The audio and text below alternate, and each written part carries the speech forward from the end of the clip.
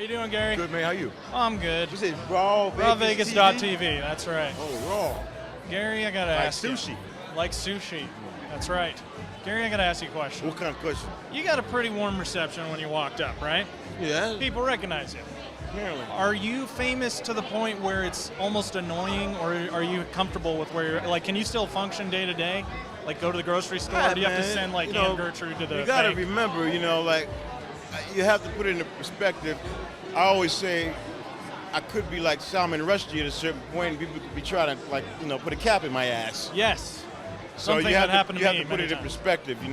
You take certain sacrifices to, You're at, like, a comfortable level right now, right? To where it's not, like, too much, where you're being stalked everywhere, but at the same time... I have got the stalker thing has happened. Oh, man. And I didn't played know it that. down, and, That wasn't on IMDb. What's going on with that? It's a little blur, but, Yeah. luckily it went away. But, those things have happened, and people do blow things out of proportion. And there are people who are not as strong-minded as other folks. Yes. You take it with a grain of salt.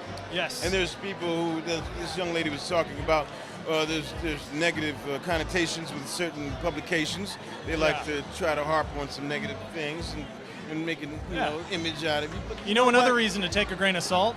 Salt know prevents goiters. Yeah, You know what I'm saying?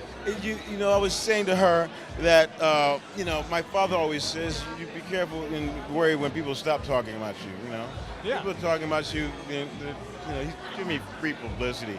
That's right. And you got to tell people like the owner of TMZ, that stop asking to sleep with me. I will not sleep with him, okay? And I won't throw oranges at his wife's butt. And this is sick stuff he's saying. Oh, yeah. Ridiculous.